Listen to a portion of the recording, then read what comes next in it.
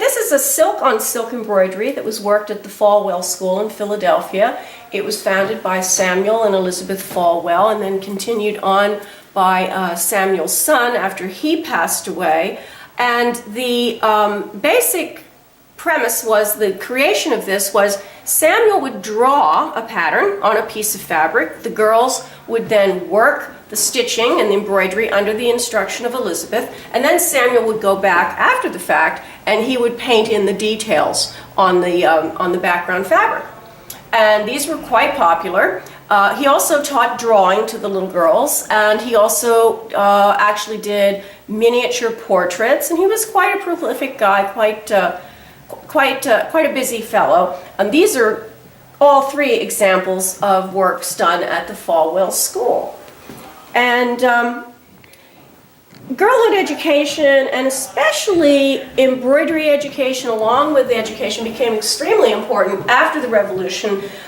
We started to take education in the home base of the American continent more seriously, whereas people had the option to send their children to school in England if they wanted to, but we really started to understand that we had to get our own home-based educational systems much more attended to.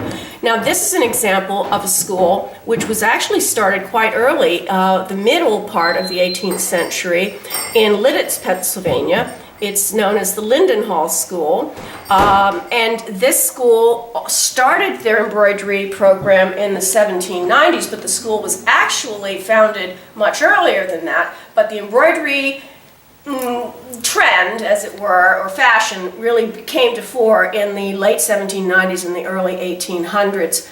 And they're noted for their elaborate borders with the spangles and all of the painting in the background. And this frame particularly is the original frame to the piece. It was probably purchased in Philadelphia, actually, but it was quite an expensive undertaking for a girl to create a piece of this nature. The framing alone was quite extravagant.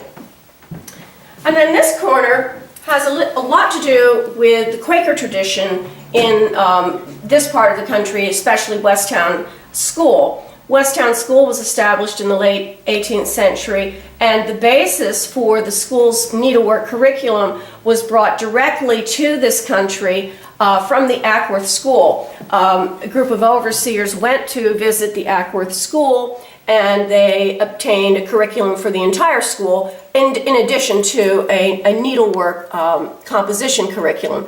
And so what's notable about pieces that were worked on the basis of the Ackworth and Westtown curriculum is the employment of these little medallions and different, this particular line of text, for instance, the way these are connected together, they're known as ligatures.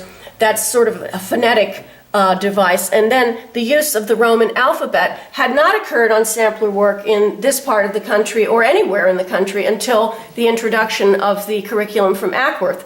And again, you'll see half medallions again showing on this example. And this example and the example below it were actually worked in Ohio, because as girls migrated from their families would migrate from this part of the country into the westward provinces and states, they would take their needlework techniques with them. And this is another example of a girl that probably attended Westtown School or was taught by a person who attended Westtown School, again employing the same techniques and the same compositions, although she was from Morris County, New Jersey, in Chester Township, Morris County. So those are all motifs that are very typical of Quaker girlhood embroidery.